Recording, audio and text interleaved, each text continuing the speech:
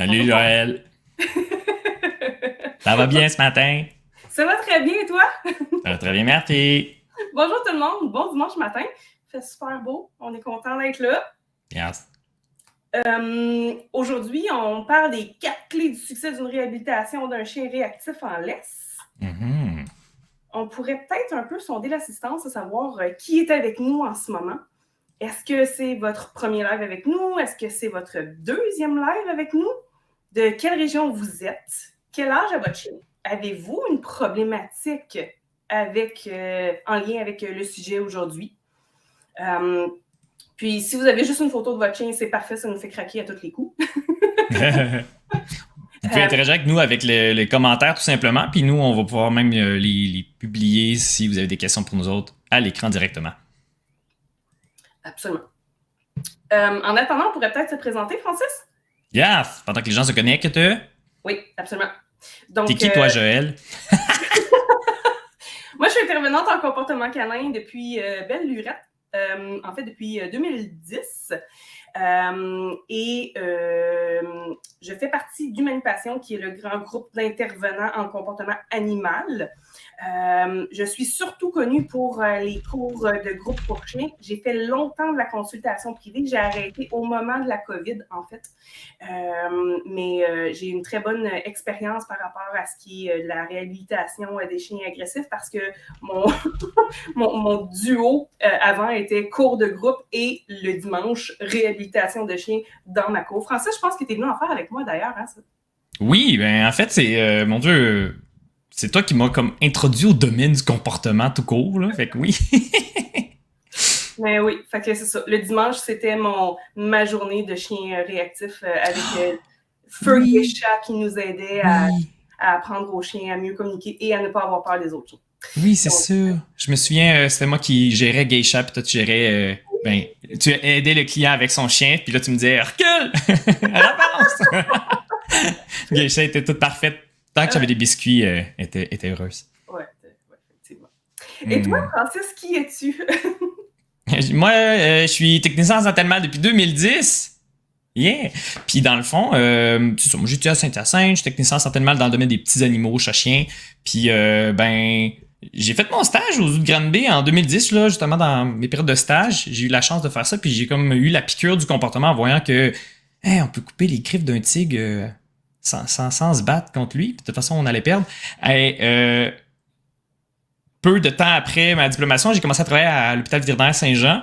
Puis Joël, elle donnait des cours à l'hôpital vétérinaire Saint-Jean. Puis on s'est croisés aussi au parc à chiens avec justement Geisha. C'est là qu'il y a eu le coup de foudre, moi et Geisha. Puis c'est là que ça a commencé. En fait, t'as commencé à clairement me mettre à jour sur le comportement animal parce que malheureusement, à l'époque, 2006 à 2010, on n'avait pas les informations les plus à jour en comportement animal. On avait dominance alpha puis hiérarchie en même temps que renforcement positif, mais il n'y avait pas comme de prise de position claire sur qu'est-ce qui est scientifiquement correct. Puis finalement, c'est ça, c'est toi, Jaël, qui m'a donné la piqûre de ben oui, ça marche comme ça. Viens entraîner mes poules chez nous, Francis, tu vas voir c'est quoi le clicker avec les poules. Oh mon Dieu, que c'est tough. Puis voilà, j'ai commencé à m'intéresser. Puis moi, j'ai pris la branche du comportement de chat. Encore une fois, c'est toi qui m'as connecté à EdgeChatter, parce qu'en fait, je m'en vais à une formation à Laval dans un sol de chez quelqu'un. Ça te tente-tu? Ça s'appelle Séminaire Minou 101, genre? OK. Et ça a commencé comme ça.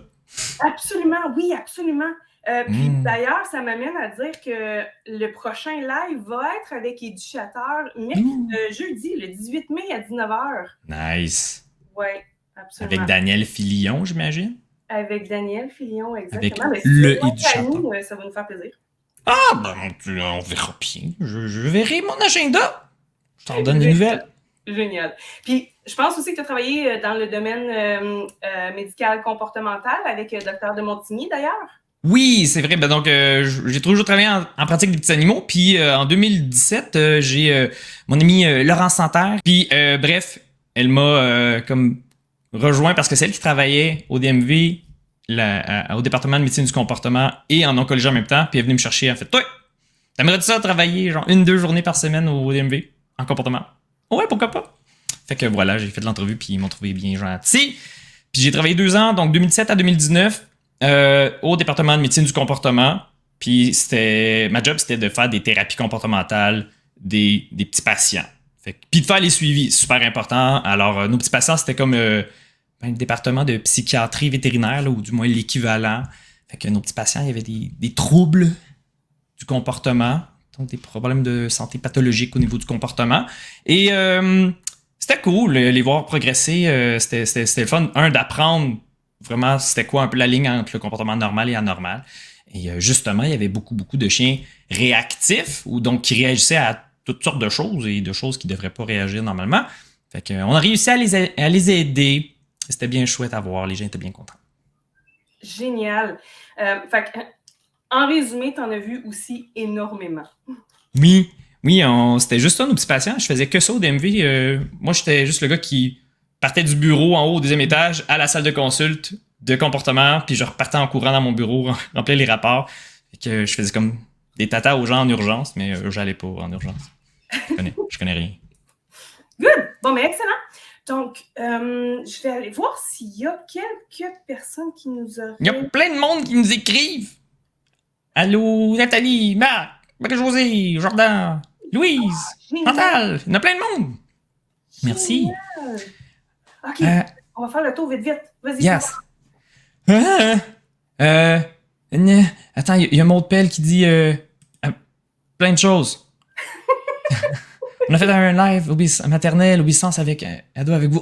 C'est une de tes clientes. Allô, Maud. Merci de te joindre à nous.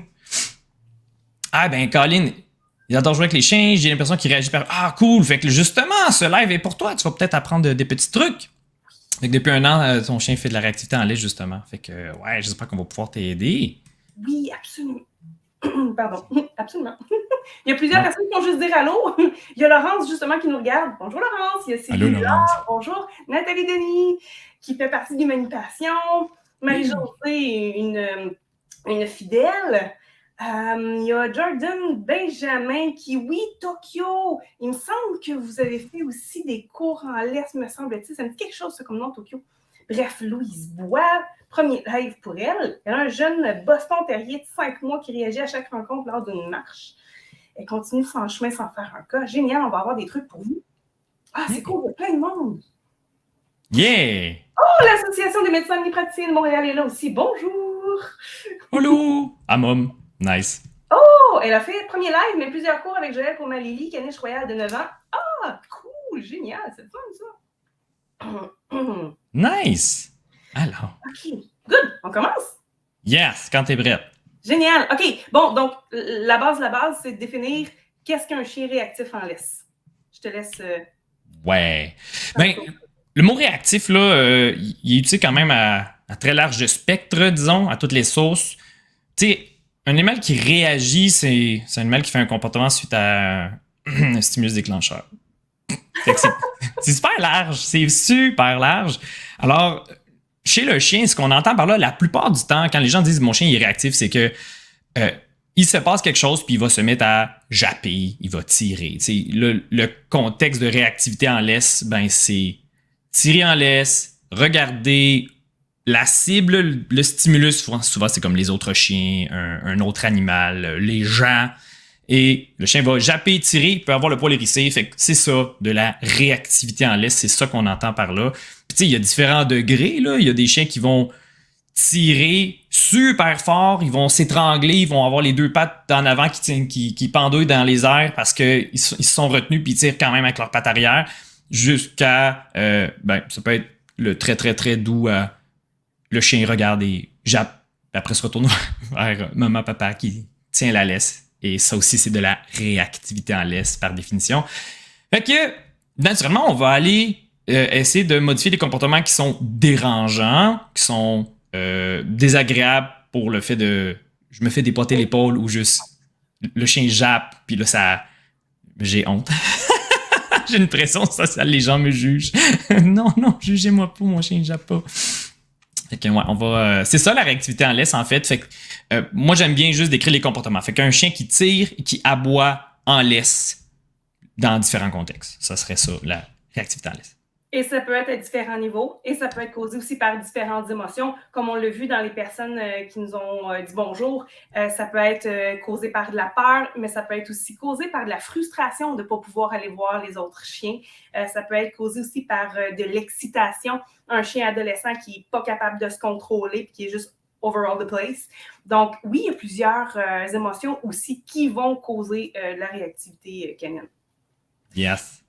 Aujourd'hui, en fait, ce qu'on veut faire, c'est discuter des clés du succès d'une réhabilitation d'un chien réactif en laisse parce que celle-ci va dépendre de plusieurs facteurs dont certains aspects sont rarement abordés sans pour être autant négligeables. Il y a des clés dont les gens sont généralement pas informés. Donc, c'était ça aujourd'hui, mon but, c'était au-delà de ce qu'on connaît déjà, il y a des choses qui peuvent vous aider. Fait que c'est là où on voulait aller. Évidemment, on va faire le tour en 4 volets qu'on voit généralement toujours en réactivité, mais en entraînement point. Soit l'entraînement, la gestion à l'extérieur de l'entraînement, la médication et famille et société. Fait que c'est les 4 volets qu'on va faire. On pourrait commencer par l'entraînement. Francis, tu m'as dit quelque chose par rapport à l'entraînement la dernière fois qu'on s'était parlé qui était super intéressant par rapport à c'est quoi de l'entraînement?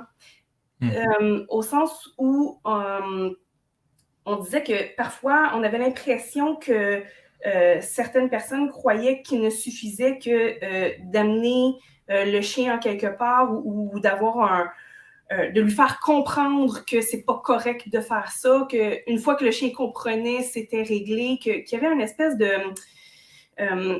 formule magique autour de ça, que ça se passe en 2 ou 3 séances puis que tout est fini. Ouais, malheureusement, c'est ça que les gens pensent souvent, mais bien entendu, c'est pas aussi simple parce que si c'était aussi simple, il n'y aurait pas d'éducateur canin dans ce bas monde. Et que l'entraînement, tu sais, par entraînement, là, ça c'est vraiment très québécois comme terme, là, s'il y a des Français de France qui nous écoutent, c'est vraiment des séances d'apprentissage. C'est ça l'idée. Mais je trouve que le terme entraînement est quand même très intéressant parce qu'il y a beaucoup de parallèles à faire à s'entraîner physiquement, aller au gym, comme le mot entraîner généralement vient avec. Oui. Parce que l'idée de faire un apprentissage, comme autant je veux apprendre à jouer de la guitare, va demander de la pratique, de la répétition, puis là, il y a différents niveaux de maîtrise de guitare. Tu sais, je connais 2 chansons et je suis capable de rejouer n'importe quelle chanson que j'entends à l'oreille, même celle que je connais pas. Tu sais, c'est pas le même niveau de maîtrise du comportement ou du talent.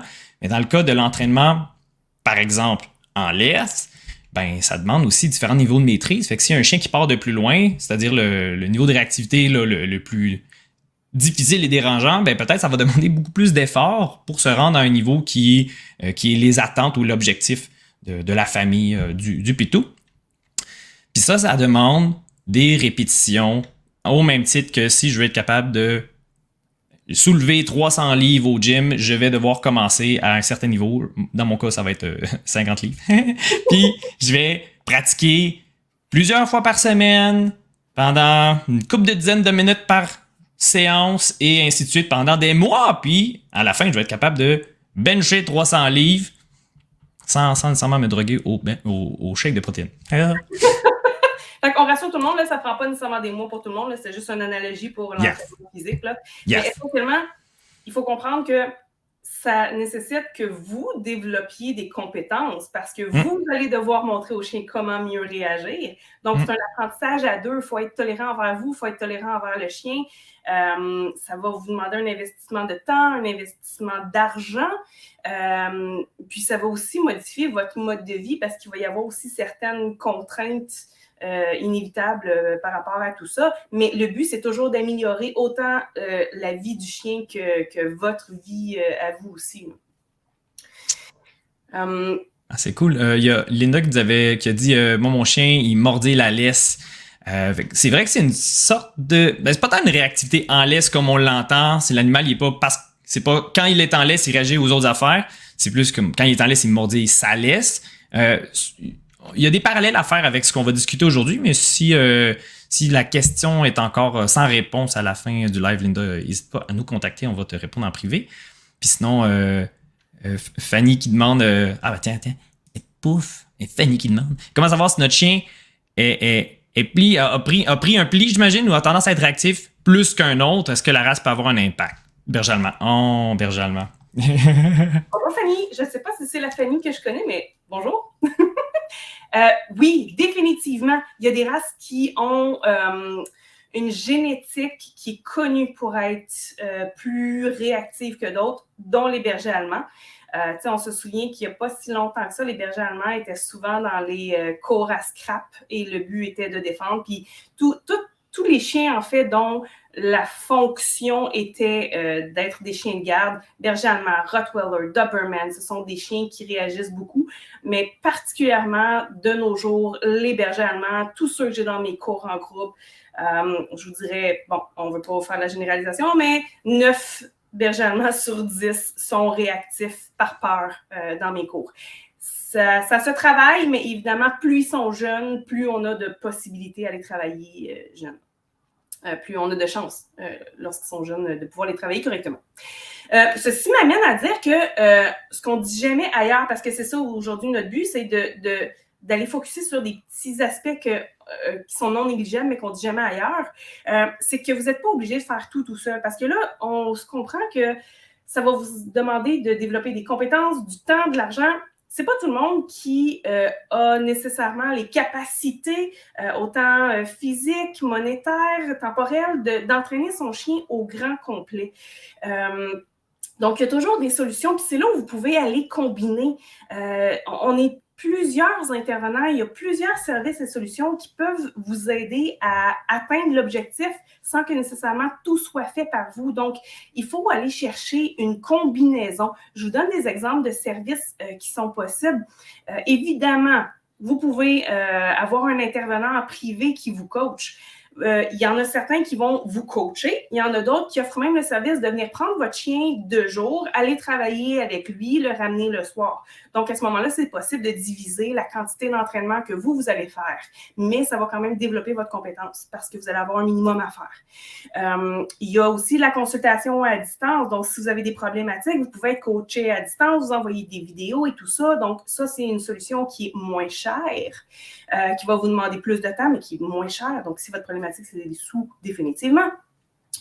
Il y a les cours en ligne également, parce que les cours en ligne, là, on s'entend, c'est du général, sauf que lorsqu'on a une problématique de réactivité, ils ont un tronc commun pareil. Donc, de faire un tronc commun à 30 $. Pourquoi je dis 30 $? Parce qu'Humanipassion offre un cours sur la réactivité en laisse.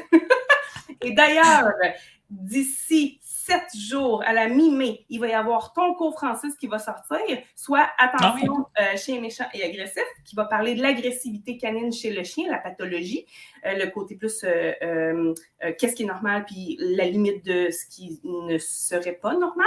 Et il va y avoir le cours sur la réactivité en laisse par Stéphane Fizet. Donc, oui, c'est ça. Il y a les cours en ligne qui vont couvrir un tronc commun, puis après ça, d'avoir un coaching en virtuel peut vous aider énormément aussi en termes de sous. Finalement, il y a des pensions entraînement, mais je vais mettre un petit bémol. Il faut vraiment que ce soit une pension entraînement qui fonde l'entraînement éthique en renforcement positif, que vous ayez l'occasion de rencontrer les personnes, poser les bonnes questions, vous assurer que l'entraînement est fait correctement. En fait, moi, personnellement, j'en connais qu'une qui font de la pension entraînement renforcement positif, qui est la pension La Bonne Patte à Granby. Je ne sais pas si toi, tu en connais d'autres, Francis? Malheureusement, non. J'ai beaucoup d'histoires d'horreur de justement c'est des pensions éducation, mais dans le fond, c'est juste je vais domper mon chien là, puis souvent c'est un speech de genre on va le casser, ou j'ai d'autres chiens, puis il va être modelé par la meute, des trucs de même, puis tu fais comme ça, des flags rouges là, c'est pas bon en général. Fait que non, ce genre de service-là, bien, je suis sûr que ça existe. Si je regardais, je sais pas moi, les membres de l'association du regroupement québécois d'intervenants en éducation canine, je suis sûr qu'il y en a qui offrent ce genre de service-là, parce que je sais qu'il y a une couple de personnes qui ont des installations. Tu sais, ça prend ça, hein, si tu veux faire de la passion, ça te prend une genre de place à pension clôturée, sécuritaire et tout et tout. Souvent, c'est chez soi. Fait que je sais qu'il y en a dans les membres du RQEC qui offrent ça, mais tu sais, c'est pas dans toutes les régions du Québec, ça, l'affaire. Non, non, c'est ça exactement. C'est beaucoup plus rare en termes de pension éducation qui est éthique là-dedans. Ouais. Évidemment, on va en reparler un petit peu plus tard, mais il faut, lorsqu'on choisit d'entraîner son chien en renforcement positif, poursuivre dans cette voie-là. Autrement, votre chien va être tout mélangé. Yeah. Mais bref, tout ça pour dire que la clé, c'est trouver la combinaison d'entraînement qui va vous convenir le mieux, tout en prenant part vous-même au processus. Parce que quand vous allez être tout seul avec votre chien, vous allez avoir besoin d'avoir développé ces compétences-là. Donc, vous ne vous en sauverez pas, il faut développer des compétences, mais il y a une tonne de services et de personnes pour vous aider, soit à réduire le temps d'entraînement, soit à réduire les sous de cet entraînement-là. Oui, tout à fait. Tu sais, à un certain point, il faut que vous voyez les choses comme étant, vous allez être éventuellement l'entraîneur de l'animal, puis c'est un peu illusoire de croire que si quelqu'un d'autre l'entraîne à votre place, quand on va vous le remettre, le pouf, il va être parfait. La plupart du temps, vous allez devoir quand même faire des choses parce que les chiens sont très, très, très intelligents, puis ils peuvent apprendre par contexte et discriminer. Avec telle personne que j'ai entraînée, c'est comme ça marche, mais avec toi, ça peut marcher différemment. Puis, naturellement, le chien, comme n'importe quel autre individu de sa planète, va faire le moindre effort puis avoir le maximum de plaisir. Fait que si lui a du plaisir à japper, courir, tirer, peut-être qu'avec l'autre personne, il fait comme non, c'est correct, si je reste là, si je marche à telle vitesse, je vais avoir des biscuits, c'est quand même très nice. Mais peut-être avec toi, si tu me donnes pas des biscuits, je vais retourner à mes anciens comportements qui me faisaient bien plaisir.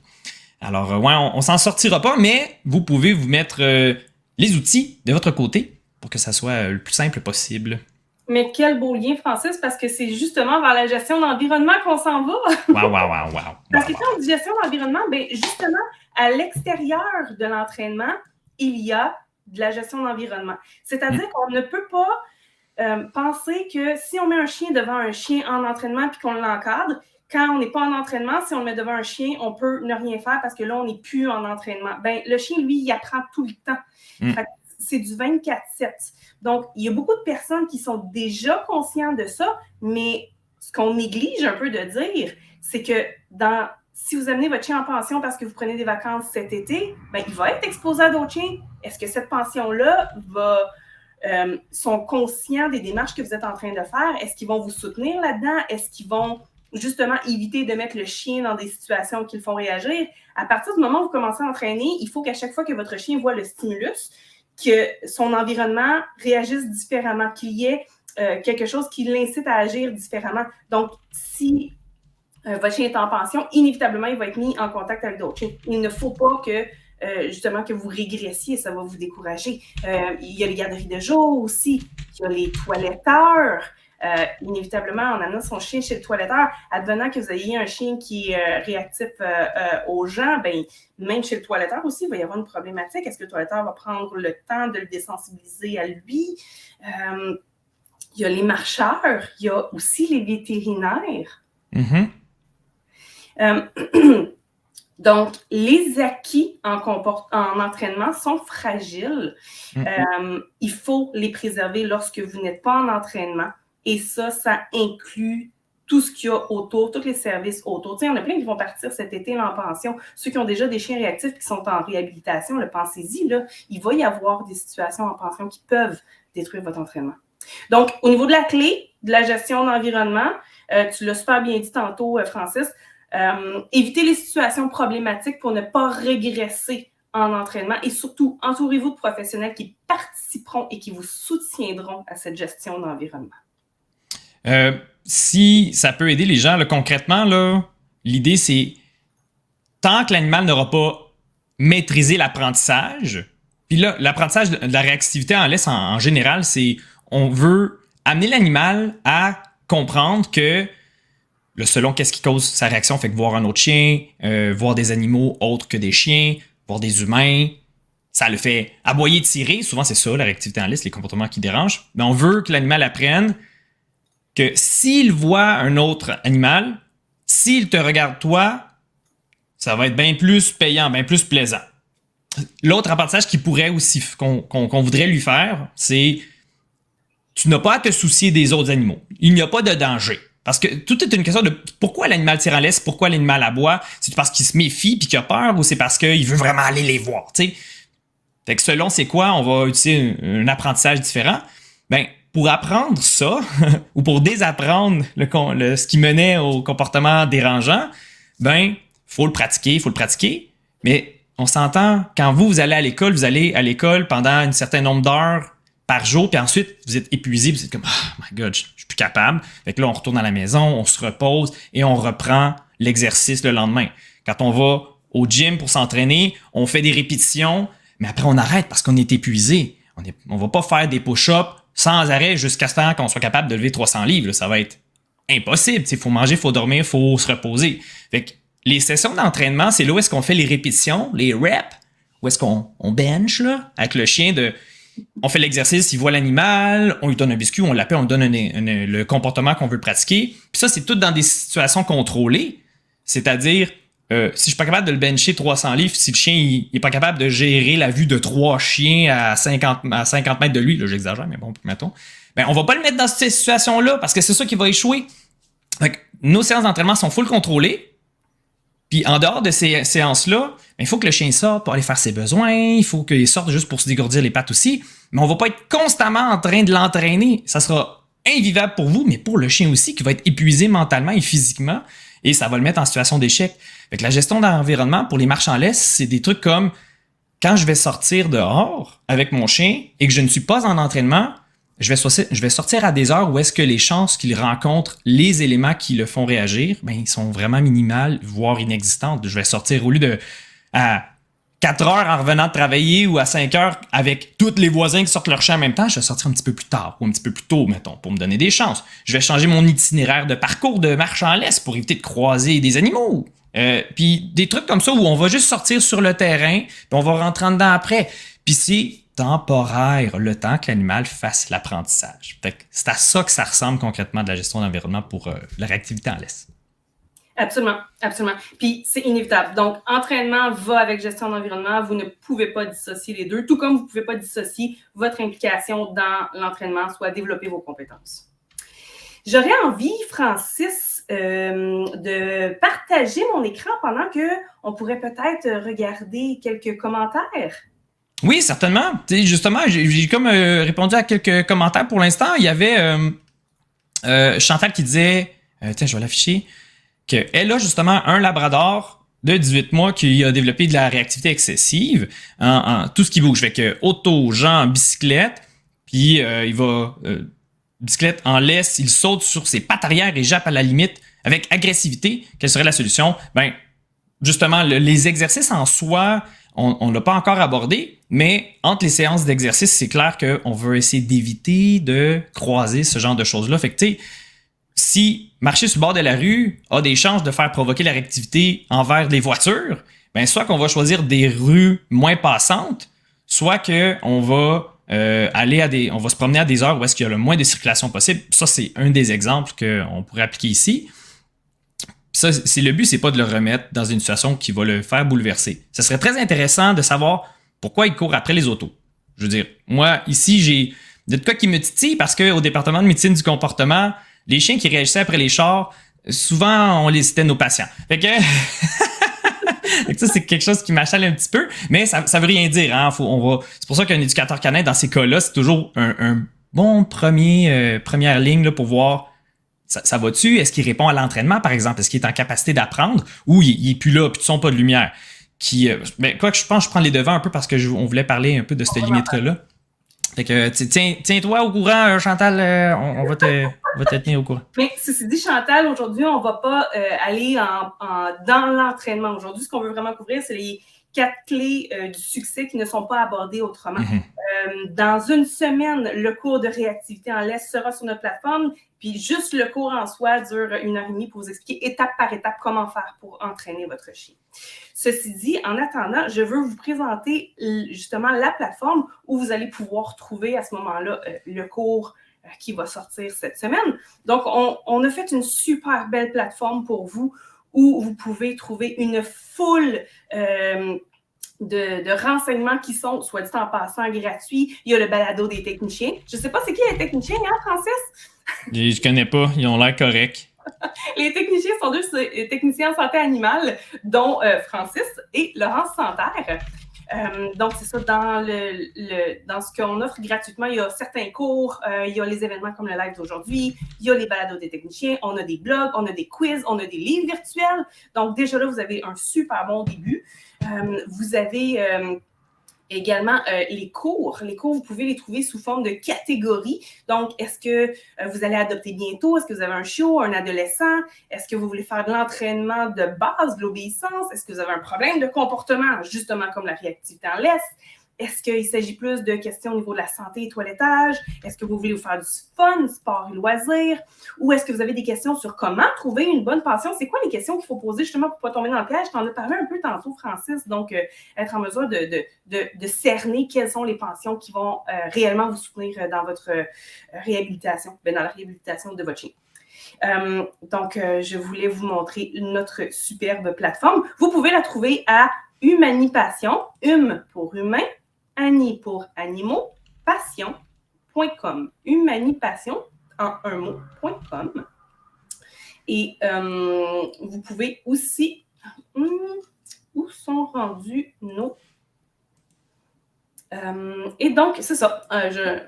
Bien! Voilà. Hey, j'ai Jordan qui a posé une bonne question comme d'entrée de jeu. Là. Je voulais pas la skipper. Pour nous avoir créé une mauvaise boucle en ayant renforcé la réaction, genre l'aboiement par exemple, plutôt que d'avoir renforcé la distraction, genre on peut-tu avoir nuit au comportement? La majorité du temps, non. Ma réponse est franchement non. La plupart du temps, non, on n'a pas comme malheureusement renforcé le mauvais comportement parce que la réactivité en laisse souvent c'est lié à l'émotion. Fait que tu peux pas vraiment renforcer l'aboiement si c'est lié à l'émotion. Si maintenant l'animal il aboie parce qu'il se méfie d'un autre chien, ce qui est souvent le cas, si tu lui donnes de la bouffe, il va pas renforcer son aboiement, il va davantage associer. Il y a plus de chances qu'il associe l'élément qui lui cause la méfiance à fait que ça génère de la bouffe des fois, puis il va avoir moins envie d'aboyer. Fait que je sais que c'est contre-intuitif, mais la plupart du temps, c'est pas une mauvaise idée d'essayer de récompenser le chien, c'est pas le bon terme, c'est vraiment juste de le rassurer. Ouais. C'est ça, c'est le contre-conditionnement qu'on veut faire en fait. C'est contre-conditionné. Le chien amène plus de la peur, le chien amène de la bouffe. Si je peux rassurer Jordan, c'est simplement une chaîne de comportement qui s'est créée, mais l'émotion, lui, va avoir été travaillée pareil. Donc, il suffirait que vous soyez coaché en une trentaine de minutes, vous allez comprendre comment faire pour désamorcer ça, mais vous avez quand même fait un très, très bon travail puisque maintenant, votre chien, quand il voit un chien, il vous regarde puis il jappe. Donc, c'est excellent. Vous avez une super base. Il vous reste juste un petit détail à régler, c'est tout. Puis, suite à ce qu'on vient juste de dire, il y a Marc qui demande comment faire pour savoir si la réactivité est basée sur la peur. Ben, la réponse est simple, c'est le langage corporel. Le langage corporel chez le chien, il est extrêmement bien compris. Il y a plein de chartes de dessins avec position des oreilles, vraiment position anatomique de chaque partie du corps, pratiquement pour dire ça, c'est des indices qui révèlent que l'animal vit telle émotion. Ben, la peur, justement, on est capable de bien la voir chez les chiens. La méfiance, c'est une émotion qui est désagréable là, pour le chien. On est capable de la voir selon sa posture. Puis ça, pour vrai, c'est comme ça qu'on va être capable de dire OK, si je vois tel langage corporel, mon interprétation du comportement sera celle-ci et donc mes recommandations seront celles-là. Fait que, langage corporel est la réponse, Marc. Maintenant, si on abordait notre troisième volet, qui est le volet médication. Parce qu'on entend souvent dire, depuis quelques années, si ton chien réagit mal, si ton chien se comporte mal, le problème, c'est pas le chien, le problème est à l'autre bout de la liste. Qu'est-ce que tu penses de cette affirmation, Francis? Ben, oui, puis non. Tout est dans les nuances, hein. Fait que non, le problème n'est pas tout le temps à l'autre bout de la laisse. C'est sûr que on peut faire la mauvaise chose, on peut faire c'est-à-dire n'importe quelle réaction de notre part qui ferait pas une amélioration, c'est une réaction inutile ou potentiellement nocive pour l'animal. Mais c'est rare que c'est de notre faute que le chien a commencé à être réactif. Ça serait ma réponse à cette affirmation-là. Puis est-ce qu'il peut y avoir des chiens qui ont peur, qu'on travaille, mais qu'on n'obtient pas de résultats? Oui, tout à fait. En fait, c'est là, je trouve qu'il y a une belle amorce vers la ligne entre le comportement normal et anormal. quand on dit normal et anormal, en gros, là, c'est la majorité des chiens réagissent-ils de même, puis là, dans les détails, dans l'intensité, dans la fréquence, dans la durée, dans le langage corporel, dans telle situation. Si la réponse est oui, ben il est normal, il est dans la norme. Si la réponse est non, ben il est anormal, il n'est pas dans la norme. Et quand les comportements ne sont pas dans la norme, en général, ça veut dire qu'il y a un problème de santé sous-jacent. Puis là, problème de santé, moi j'entends ici là, autant physique que psychologique que mental. Puis je les sépare juste pour bien vous les expliquer, mais dans le fond, c'est une seule santé. Là. C'est le corps qui a un problème. C'est-à-dire, un chien, par exemple, qui aurait des allergies puis que la peau lui démangerait, ça se peut qu'il soit davantage irritable que les journées où est-ce que ça lui démange pas. Je veux dire, on peut se penser à nous autres. Là. Si vous avez des allergies, certains d'entre vous, vous pouvez comprendre que les journées que vous êtes full symptômes d'allergie, c'est pas vos plus belles journées de votre vie, c'est pas le moment où vous tapez ses nerfs, tu sais. Fait que si vous avez faim, hein, il y a du monde que quand ils ont faim, t'es pas toi-même quand t'as pas ta Snickers, ben même affaire, si le chien il a faim puis il va dehors puis il voit les autres chiens, peut-être qu'il va être plus à fleur de peau. Fait que ça peut être des trucs comme ça. Mais si je parle aussi de problème de santé, ben ça peut être que ce chien voit des dangers là où il n'y en a pas. Là, on parle d'anxiété ici. Là, on parle de peut-être trouble d'anxiété. Puis une des façons de voir, c'est que si justement on essaie des techniques pour modifier l'apprentissage du chien, modifier le comportement et l'émotion du chien dans le contexte. Puis si on se rend compte que, mon Dieu, il progresse pas, il n'a pas l'air d'apprendre, mais il faut savoir que les problèmes de santé, ça handicape la capacité à apprendre. Puis ça, c'est un beau test. C'est une belle façon de mesurer que il y a un problème. C'est peut-être pas ta faute humain. Donc c'est ça une des parties de réponse de le problème est tout le temps à l'autre bout de la liste. Des fois, c'est non. Des fois, c'est l'animal, il y a un problème de santé. C'est pas de sa faute. C'est la faute de personne. Voilà. Suffit juste d'aller soigner ce problème de santé-là pour redonner à l'animal sa capacité à apprendre. Et là, surprise, surprise, la thérapie comportementale devrait fonctionner à ce moment-là. C'est pour ça qu'on est gossant, les intervenants en comportement canin, puis qu'on dit toujours « Oui, parfait, on va vous aider, mais allez voir le vétérinaire avant. » « Oui, mais mon chien va bien, je l'ai vu il y a 2 semaines. » « Oui, mais avez-vous parlé de votre problème de comportement avec le vétérinaire? » Parce que ça peut être sous-jacent à plein de choses. Il y a un chien, entre autres, pour lequel j'avais insisté parce que je trouvais qu'il y avait quelque chose qui fonctionnait pas. Finalement, le chien avait un problème avec sa thyroïde, donc il a commencé à être médicamenté, puis à la suite de la médicamentation, mais soudainement, tout s'est mis en place. Donc, il faut vraiment s'assurer que le corps et la santé mentale fonctionnent bien pour que l'entraînement aussi fonctionne bien. Et ça peut aller aussi jusqu'à de la médication, mais rendu là, c'est plus de mon ressort. Quand moi, je me rends compte qu'il y a quelque chose qui n'est pas normal en entraînement, ben, j'envoie justement l'équipe médicale comportementale pour qu'eux puissent évaluer et médicamenter en conséquence.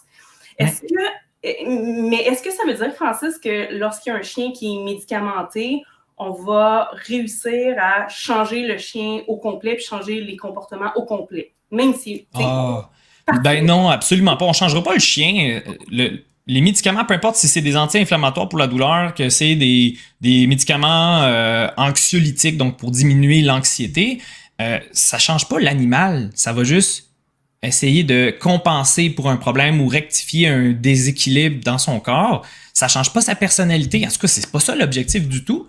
Puis, ça fait juste enlever de la souffrance. Moi, j'aime beaucoup comparer l'anxiété à de la douleur. Fait que de l'anxiété chronique, c'est comme de la douleur chronique. Si on te l'enlève, à un moment donné, tu vas pouvoir vivre comme il faut, tu vas être soulagé, puis tu vas pouvoir fonctionner. C'est ça l'affaire avec quand l'anxiété devient problème, ben c'est souffrant, comme de la douleur. Bref, fait que non, on change pas le chien. Puis oui, une fois que l'animal il est soulagé, des fois c'est pas facile un peu, même affaire, je reviens avec la douleur encore, là, l'arthrose, c'est rare que ça répond parfaitement à une seule affaire, à un seul traitement. La plupart du temps, surtout l'arthrose des chiens âgés, il faut c'est une approche multimodale qu'on dit. Fait qu'il faut faire plusieurs choses en même temps pour essayer de trouver le sweet spot, là, le point le plus confortable pour l'animal. Tu sais, même chez les humains, c'est pas facile. Les gens qui sont pris avec de l'arthrose, là, peu importe qu'est-ce qu'ils prennent, sont jamais parfaits, ou des fois, l'équilibre est fragile. Mais c'est un peu la même chose avec les chiens. Fait que c'est difficile de trouver ce sweet spot-là pour certains patients. Tout ça pour dire que tant que le sweet spot n'est pas trouvé, ben, c'est sûr que l'animal va encore avoir des difficultés à apprendre. La réponse à la thérapie comportementale va être lente, va progresser, mais va nécessiter quand même beaucoup de gestion d'environnement pour éviter que l'animal soit remis dans des situations où est-ce qu'il se remet à réagir et à faire les comportements dérangeants. Fait que ça aide, puis il faut le faire parce que sinon on progresserait jamais, puis l'animal serait pas soulagé, son bien-être ne serait pas aussi bon qu'il serait s'il n'était pas traité. Mais c'est pas des miracles, c'est le fruit d'efforts. C'est le fruit d'efforts, puis de suivi, puis d'encadrement, et c'est en coopérant avec professionnels de comportement animal, professionnels de la santé animale, que généralement on en vient à quelque chose de vraiment chouette. Puis là, naturellement, je parle des chiens qui sont aux prises avec des problèmes de santé. Que c'est eux que ça, c'est le plus la réalité qu'on voit. Mais il y a tout le temps des petits miracles, hein, pourquoi pas. Mais ça reste quand même que progression ne veut pas dire perfection non plus. Non. On vise la fonctionnalité. On vise qu'un animal qui est bien, avec un minimum d'effort de la part de la famille, puis c'est la famille qui juge c'est quoi le minimum d'effort qu'elle est prête à mettre aussi. Fait que on essaie de trouver ce sweet spot-là, donc l'équilibre parfait entre les efforts puis le bien-être de l'animal, puis le bien-être de l'humain aussi là-dedans. Absolument. Donc, vos objectifs vont dépendre, comme on disait au début du live, de votre investissement en temps que vous désirez faire, l'investissement en argent, l'investissement en compétences, parce que vous aussi, vous avez des limites. Donc, on pourrait peut-être résumer la clé de cette façon-ci. Au-delà d'un chien en bonne santé physique et mentale, votre chien a des limites quant à ses capacités d'apprentissage et d'adaptation. En parenthèse, vous aussi. Ouais. Pour qu'un succès soit possible, ayez des attentes réalistes en tenant compte de ses limites. Puis naturellement, quand on est bien encadré, les professionnels vont aussi pouvoir vous aider à visualiser quelles sont ces attentes réalistes-là. Ils vont pouvoir vous dire oui, on serait capable de se rendre jusqu'à là, ou non, c'est pas possible de se rendre jusqu'à là, c'est pas à ça qu'il faudrait qu'on espère. On n'est pas des vendeurs de miracles, là, peu importe les professionnels dans ce genre de situation-là, mais c'est un bon professionnel va être capable de vous encadrer un peu sur qu'est-ce qui est réaliste ou pas. Absolument. Il y a un commentaire de Sylvie Huard que depuis tantôt, je gardais. Le toilettage, hein? Oui. Tiens, je vais le mettre. Génial. Sylvie Huard nous a dit un peu plus tôt qu'elle a adopté une chienne de 4 ans cet hiver, un Lhasa Apso, qu'elle vivait avec des personnes âgées qui ne la sortaient pas du tout. Elle a été adoptée toute jeune d'une usine à chiots, puis ensuite, elle n'a jamais rencontré d'autres chiens. Vous m'avez dit aussi un peu plus loin qu'elle adore maintenant se promener, puis qu'elle a rencontré quelques chiens pendant cette période, puis elle s'est fait attaquer à toutes les fois. Ouais. Tu sais, quand on parlait que le chien a des limites, malheureusement, on voit souvent chez les chiens qui sont adoptés d'une usine à chiots et qui, en plus, ont été isolés parce qu'ils ne sont jamais sortis de leur maison, qui ont un déficit au niveau du langage canin. Qui ont de la difficulté à s'exprimer. Vous avez énuméré plus tard, Sylvie, que chaque fois que votre chien rencontre d'autres chiens, il se fait tout le temps attaquer et que vous ne comprenez pas pourquoi. Il y a peut-être une problématique à ce niveau-là. Évidemment, là, je parle un peu à travers mon chapeau parce que je ne l'ai pas vu, mais ça peut faire partie de ça. Donc, le meilleur conseil que j'aurais à vous donner, c'est voyez un intervenant en comportement canin qui va pouvoir justement discerner qu'est-ce qui fait déclencher les autres chiens à toutes les fois. Également, de façon générale, votre chien, c'est un peu comme, si je peux faire le parallèle, votre enfant. Vous allez choisir les amis de votre enfant inévitablement pour qu'il adopte un peu les bons comportements. Donc, rencontrer les chiens sur la rue, je vous dirais que c'est pas la meilleure chose non plus. D'autant plus que si on veut que, justement, il y ait des bonnes expériences, ben on veut savoir qui va rencontrer. C'est pas tous les chiens qui sont aptes à être fréquentés. Donc, on veut avoir des amis qui sont sociables, qui vont lui apprendre à parler correctement et qui vont aussi lui donner confiance en lui, étant donné qu'il n'y a pas eu d'interaction jusqu'à maintenant. Donc là, c'est possible que maintenant, il associe un peu plus les chiens à quelque chose de désagréable. Donc, tout ça pour revenir au toilettage. Oui, définitivement, comme ils vont rencontrer d'autres chiens prochainement, et que là, on sait qu'on a un enjeu au niveau de « il se fait tout le temps attaquer, il est content d'y voir, mais là, tu sais, ça se pourrait que ce soit négatif, les dernières interactions, tout ça. » Oui, vous allez vouloir avoir un toiletteur là, qui va s'assurer qu'il ne rentre pas en contact avec d'autres chiens pour que les prochains contacts soient positifs avec des chiens qui ont la capacité d'être éducateurs, parce que oui, il y a des chiens qui sont excellent éducateur. Et puis là, je parle pas de hiérarchie et tout ça, là, mais tu sais, qui ont un super beau langage canin. Ils sont full patients. C'est ça, exactement. Ils sont full patients comme la grosse geisha que j'avais dans le temps. Oui. Donc, c'est avec ce genre de chien-là que vous voulez remettre votre chien les prochaines fois. Puis, Jordan a donné une super bonne suggestion. Toilettage à domicile. Pour vrai, c'est vraiment pas bête parce que là, si tu veux éviter de mettre le chien dans des situations d'échec, voilà une belle solution. Absolument. Sinon, n'hésitez pas à contacter le toilettage, whatever, le service de toilettage. S'il n'y a pas de toilettage à domicile disponible, pour whatever la raison, demandez pour voir un peu vers quelle heure ou comment s'arranger. Tu sais, il a dit, voici mon chien, voici les contraintes. Et y a-t-il quelque chose qu'on peut faire? Puis peut-être que le centre de toilettage peut dire, ouais, viens, premier rendez-vous de la journée, j'ai personne, ça va être le premier chien, je vais le faire, puis il va y avoir personne, puis voilà. Ou le dernier rendez-vous de la journée, même affaire. Il y a peut-être moyen aussi d'accommoder comme ça pour être sûr qu'il n'y ait pas de contact, puis qu'il n'y ait pas d'attaque surtout. Puis, voilà. Ça me fait aussi penser que tantôt, on a omis de dire, on veut avoir des services qui vont vous respecter aussi dans votre façon de faire, puis qui ne vont pas tenter de vous dissuader ou qui vont plutôt être supportants, qui vont faire « ouais, on comprend vos efforts, on va aller dans le même sens ». Parce que, évidemment, il y a des super bons toiletteurs, mais leur profession, c'est de toiletter. Donc, ils n'ont peut-être pas non plus toutes les connaissances en comportement. Donc, c'est sûr qu'ils vont essayer de vous aider, puis que de bonne foi, ils vont vous donner des conseils de « ah, non, j'en ai déjà eu un, laisse-moi faire, ça va bien aller ». Soyez le protecteur de votre chien, puis imposez-vous. Dites, écoute, demandez comment il travaille, mettons. Ça pourrait être une bonne piste. Oui, absolument. Absolument. De demander comment il travaille, définitivement. Mais au-delà de ça, il y a plein de monde. Puis là, on est en train de faire le lien vers notre 4e volet, qui est famille et société. Il y a plein de monde qui vont vouloir vous donner des bons conseils, de bonne foi, mais ça reste souvent des recettes de grand-mère ou des mythes. Ou des choses qui sont carrément erronées. Donc, à partir du moment où vous allez entreprendre un changement puis une réhabilitation de comportement avec votre chien, c'est important d'être capable d'avoir une discussion ouverte avec votre famille pour que tout le monde soit sur le même pied d'égalité, que les services que vous allez chercher vont être aussi dans ce sens-là. Travailler dans le même sens au niveau de la famille. As-tu déjà rencontré des enjeux par rapport à ça, Francis? C'est pas rare que tout le monde, au sein d'une même famille, tout le monde ait des croyances un peu différentes. Voilà. Tu sais, le classique, le monsieur, moi j'ai eu des chiens toute ma vie, comme ça fonctionne, des bergers allemands, je connais ça. Puis la dame qui est comme, ouais, mais je sais pas si mon shih tzu, on va vouloir l'entraîner de la même manière. Fait que non, tu peux serrer ton choc à pic, monsieur, s'il te plaît. Fait que.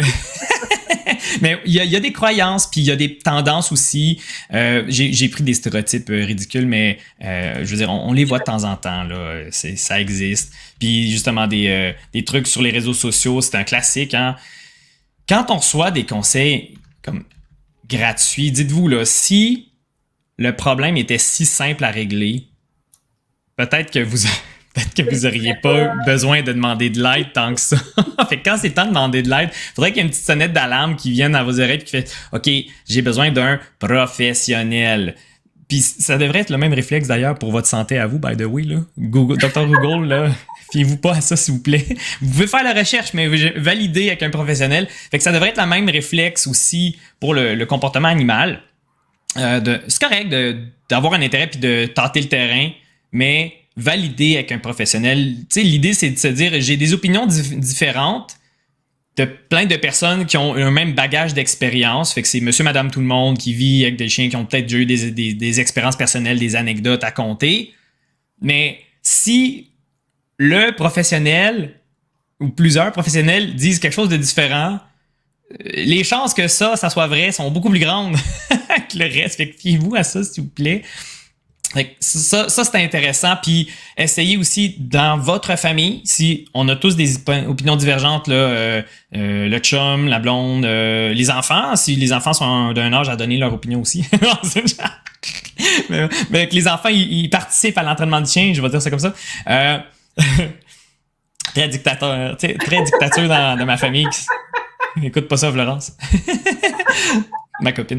Bref, ayez la discussion. Ayez ensemble d'où ça vient, ces croyances-là. Quelles sont les sources qui supportent cette affirmation-là? Est-ce que ça fonctionne? C'est quoi les effets secondaires? Ou voulez-vous qu'on demande l'avis de quelqu'un? Puis à qui voudriez qu'on demande l'avis pour que tout le monde soit d'accord? Puis, il y a une discussion à avoir pour être sûr que tout le monde ait confiance envers le professionnel qu'on consulterait, par exemple. Parce que si on pense différemment, il y en a qui ne croient pas à telle recommandation, mais ce qui pourrait se passer, puis c'est un autre quand même courant, je sais pas moi, madame travaille d'une manière avec le chien, mais quand monsieur le sort, monsieur travaille d'une autre manière complètement. Puis là, le chien, lui, c'est la victime dans cette histoire-là. Là. Il va être confus. Il va être très confus. Peut-être qu'il va adorer sortir avec madame, il va détester sortir avec monsieur, ou l'inverse, on ne sait pas. Alors, c'est important d'être tous d'accord et d'avoir confiance de manière égale sur les conseils ou la source des conseils qu'on va recevoir. Absolument. Les intervenants en comportement canin ne sont pas psychologues, mais on sait que c'est nécessaire qu'il y ait un consensus de famille pour au moins dire « OK, regarde, j'y crois pas, parfait, on consulte, parfait, on met ça en place.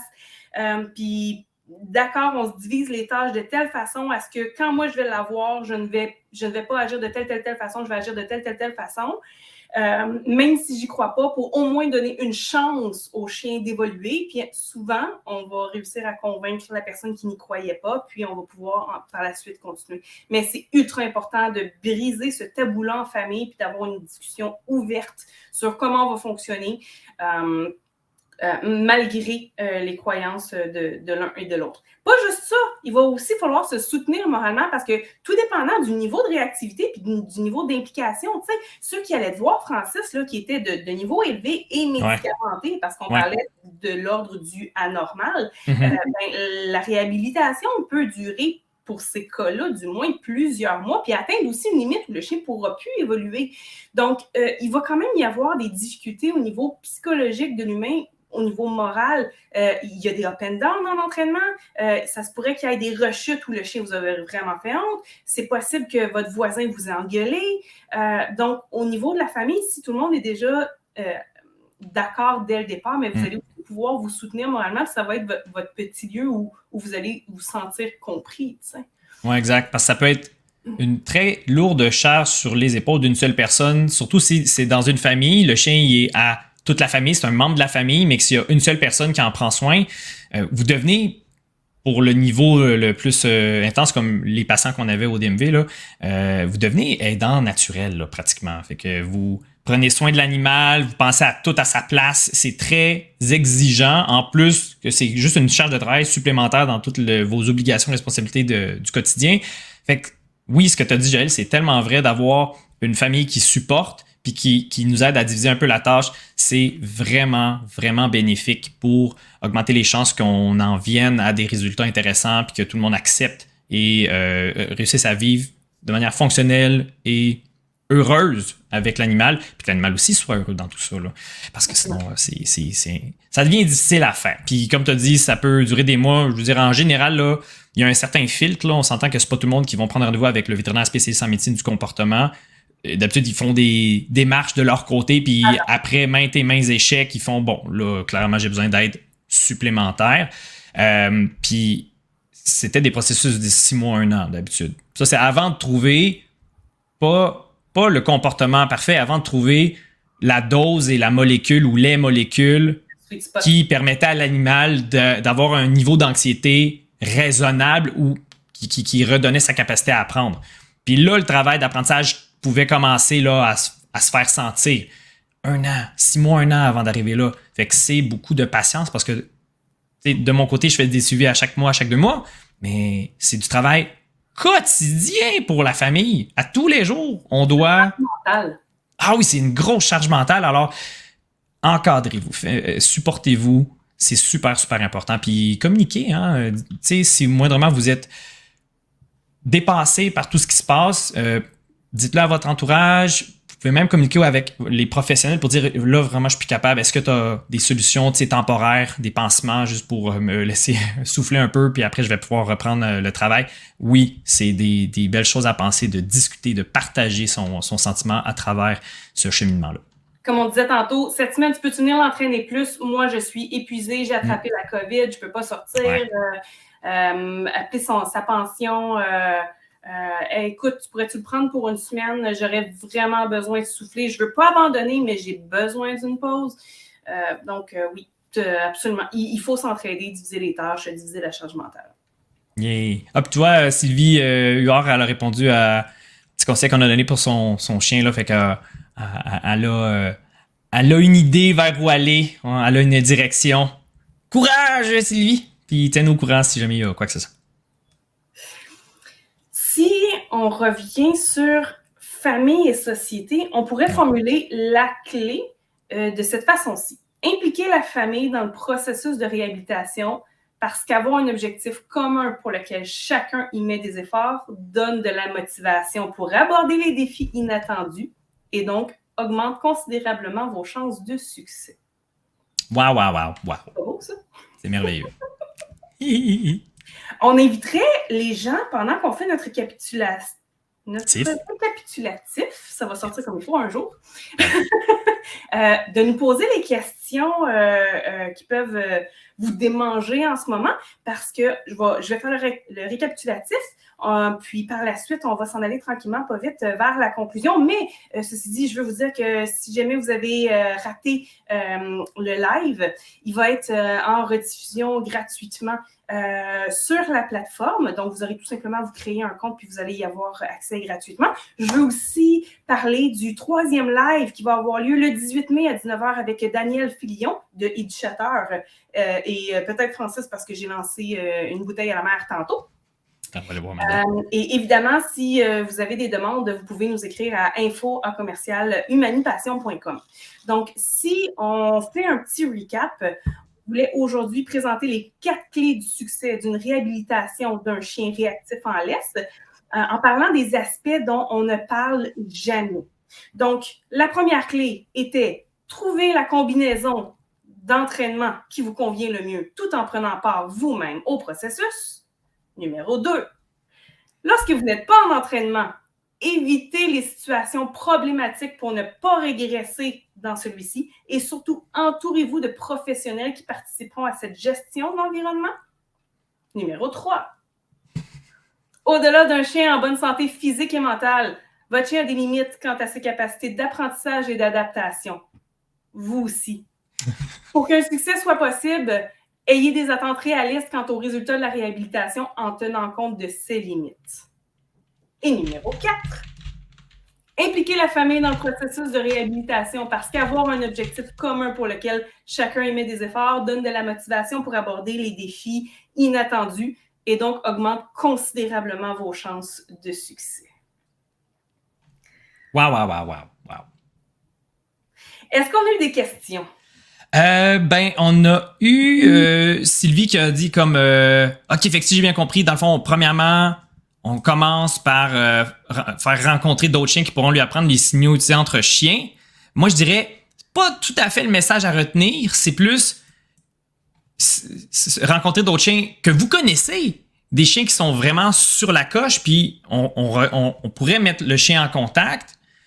Puis je sais pas si c'est vraiment ça l'apprentissage qu'elle ferait, c'est-à-dire est-ce qu'elle va vraiment apprendre c'est quoi les signaux utilisés entre les chiens ou juste qu'elle va prendre confiance ou que hey, il y a des chiens qui peuvent me voir puis qui vont pas m'attaquer systématiquement. Tu sais, il y a ce genre de choses-là que il y a plus de chances qu'elle fasse comme apprentissage que je vais apprendre à être un chien dorénavant.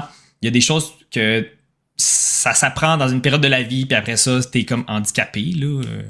Mais en fait, moi, j'y vois 3 autres points, puis c'est pour ça que je vais rencontrer un intervenant. Ouais. Parce que moi, j'y vois peut-être une lacune au niveau du langage canin. J'y vois peut-être une lacune au niveau des expériences qu'il a vécues. Donc, à ce moment-là, j'irais définitivement en contre-conditionnement. Donc, vous avez besoin d'aide pour faire ça adéquatement. Puis, j'avais une 3e idée qui m'a échappé. Mais essentiellement, ce que je veux dire, c'est que évidemment, on essaie de vous donner des conseils sur la base de ce que vous nous avez écrit, mais malheureusement, il nous manque des choses. Donc, si vous pouviez rencontrer quelqu'un qui va justement, lui, pouvoir vous amener, arriver avec son chien qui a un très bon langage canin, qu'on peut truster aussi, qu'on sait qu'il est sweet, puis que même s'il se fait faire des offenses comme se faire sauter au visage, ben qu'il va être très patient, ça serait vraiment l'idéal. Puis en même temps, cette personne-là va pouvoir vous aider à vous montrer comment faire pour contre-conditionner, c'est-à-dire maintenant, quand tu vois un chien, regarde comment agir adéquatement, regarde comment c'est le fun, et ainsi de suite. Donc, je peux pas vous dire, mettez vos chiens en contact avec d'autres chiens comme ça parce que je l'ai pas vu. C'est sûr. On essaie de vous aider, mais c'est certain qu'on parle un peu au travers de notre chapeau. Mais non, Sylvie, elle a dit avec un intervenant, je comprends. C'était parfait. Oui, sinon, il y avait Anne aussi qui demandait rendu à 14 mois, est-ce que la réactivité au chien se traite bien? Puis j'avais répondu dans un commentaire ben, faut l'essayer pour le savoir. L'âge ne fait pas vraiment un gage, une garantie de ça marche ou ça marche pas. C'est chaque chien, c'est qu'est-ce qui le fait réagir, est-ce que c'est un comportement normal ou pas, puis toutes ces choses. Alors, faut l'essayer, puis on verra bien. Faut l'essayer, puis particulièrement avec les ados, il y a tellement plein de comportements qui apparaissent. Ça exaspère nos clients. C'est la raison pour laquelle, dans mes cours de groupe, du moins, j'ai le niveau ado. Parce que maintenant, quand ils ont fini la maternelle, on les envoie en cours ado. Parce qu'ils ont de la difficulté à s'autocontrôler, puis c'est normal. L'autocontrôle est un apprentissage qui est profond et qui est long parce qu'il faut apprendre à maîtriser ses émotions. Ça ne se fait pas du jour au lendemain. Et adolescent, il y a une foule d'hormones qui intervient, il y a plein de comportements qui apparaissent et l'impulsivité des chiens est très présente.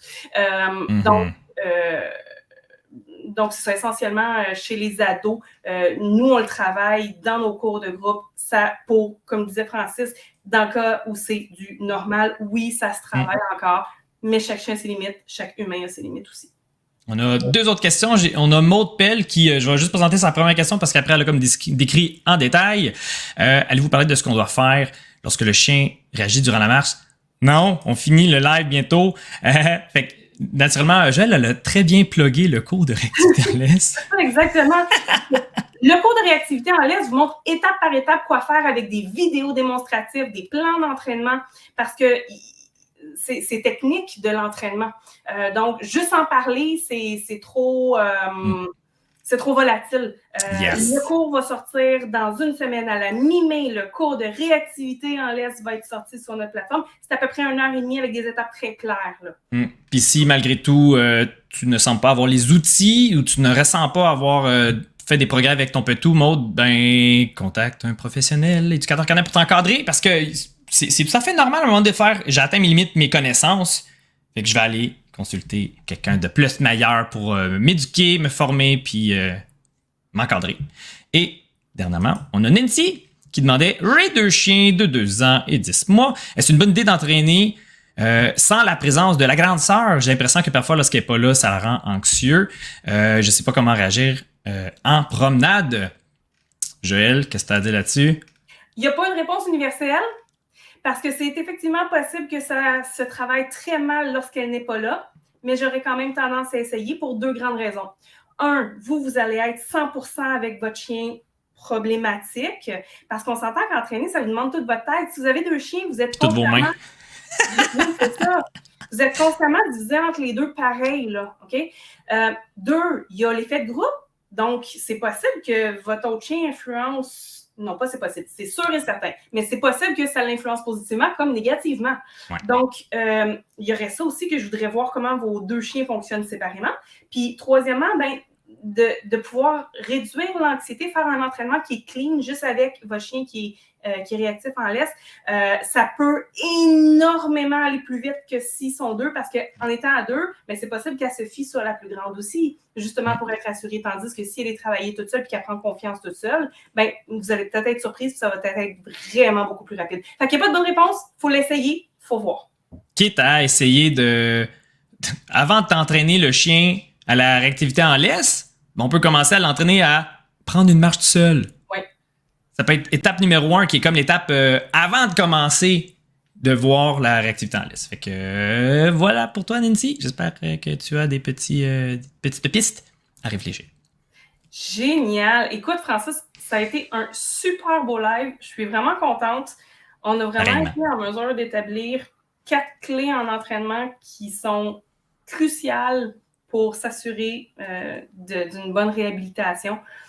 Puis, je te remercie énormément pour ta participation précieuse, ton point de vue aussi, technicien en santé animale, puis expérience avec les cas anormaux était très enrichissante. Ça fait plaisir, n'importe quand. Merci beaucoup. On espère que vous avez apprécié. Revenez avec nous jeudi 18 mai 19h pour Daniel Filion et surveiller la sortie du cours. Vous pouvez d'ailleurs, si vous créez un compte gratuit sur la plateforme, vous allez être informé par l'infolettre lors de la sortie du cours Réactivité en laisse et du cours de Francis, Attention, chien méchant et agressif. Merci beaucoup tout le monde. Passez une super belle journée. OK, bye!